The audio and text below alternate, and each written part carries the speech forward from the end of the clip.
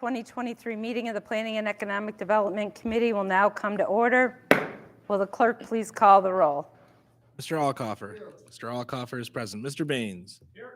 Mr. Baines is present. Mr. Frazier. Here. Mr. Frazier is present. Mr. Johns. Here.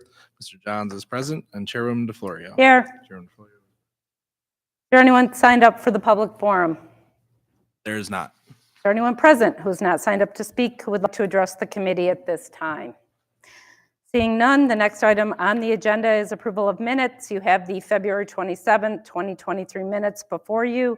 They will stand approved unless the clerk is notified of any changes by the end of the day.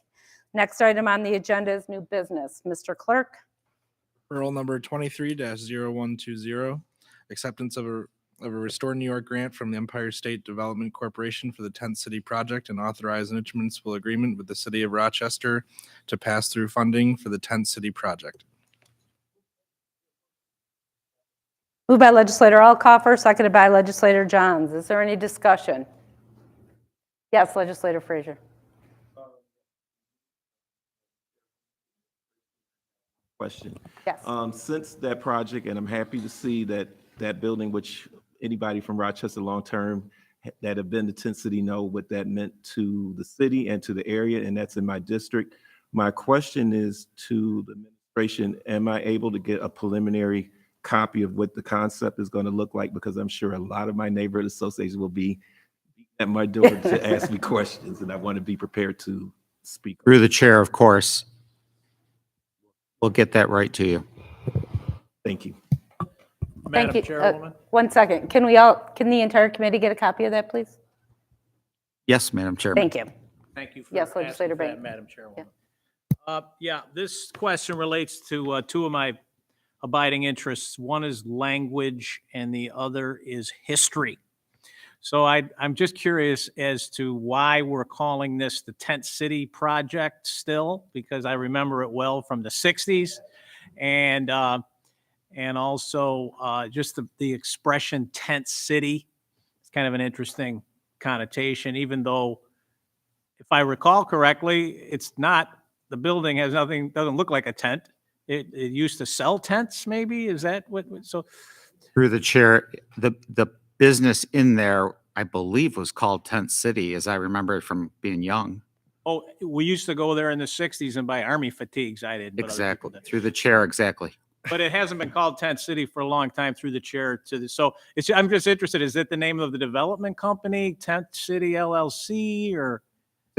Through the chair, to put your mind at ease, it will be called Gardner Lofts when it's done.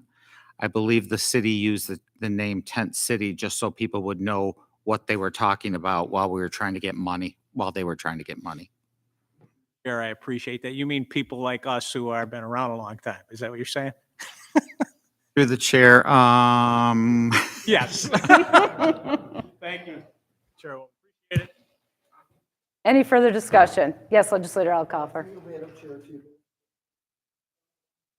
I also used to do quite a bit of shopping back in the 60s there, so I know the building well. All 3-4 floors it was in there at that point. I had a question here, and it says to create 88 affordable housing units. Would this be low income? Well, could you define affordable? The chair, the units will be made available. There will be income restrictions. So the estimated maximum income of residents for the Gardner Lofts would be $37,000 to $40,000 a year.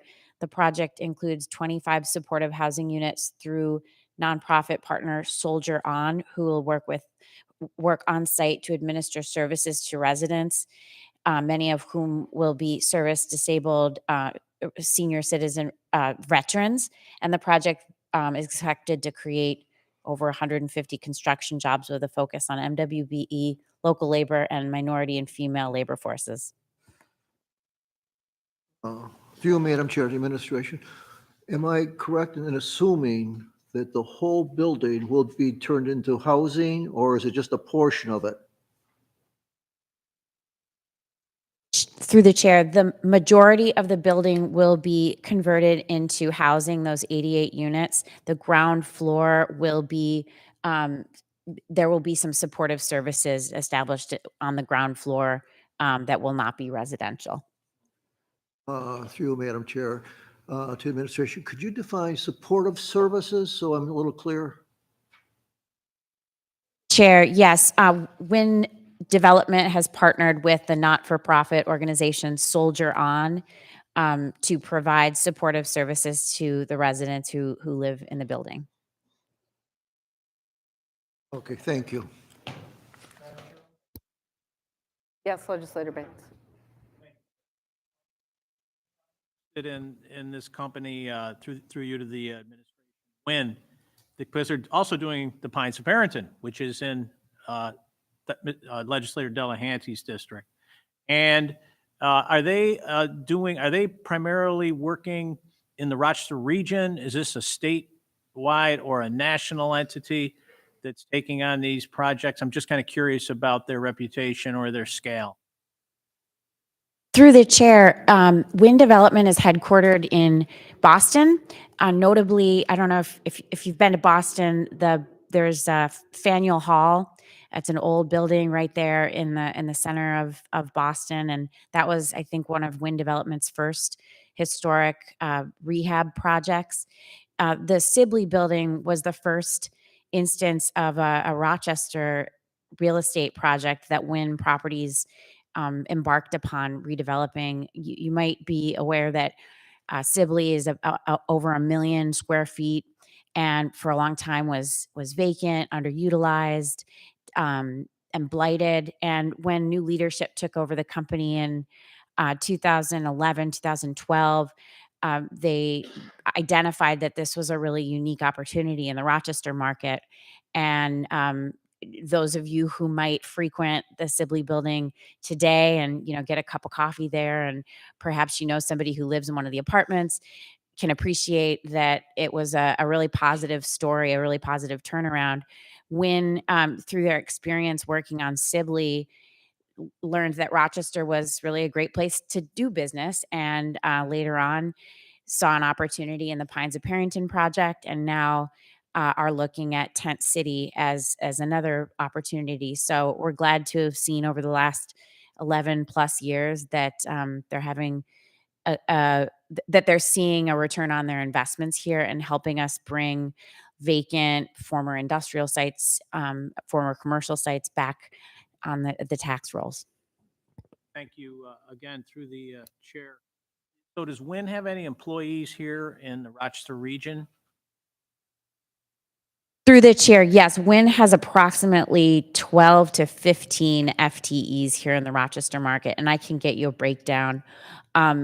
Worldwide, really nationally, they have 3,700 employees, a handful of whom work here in Rochester in property management and brokerage services, primarily focused on Sibley and the Pines of Barrington project. And hopefully those numbers will grow. Thank you. And again, one final question. Projects be prevailing wage projects? Will there be project labor agreements? Our union brothers and sisters have be working these projects, or how are they being constructed in terms of the access to labor in our market? Through the chair, the municipal support being requested for this project includes a shelter rent pilot, support letter. They're looking for New York State housing community renewal, low-income housing tax credits, and competitive subsidy programs, project-based vouchers from the Rochester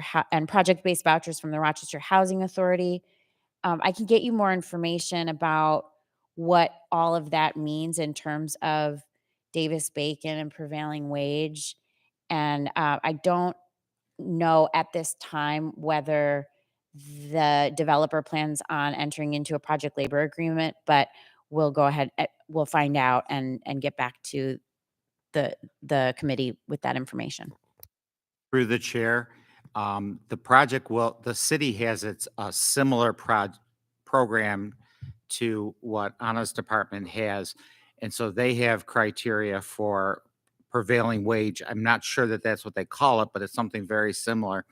And the other thing is, like Anna mentioned, each funding source will have its own requirements.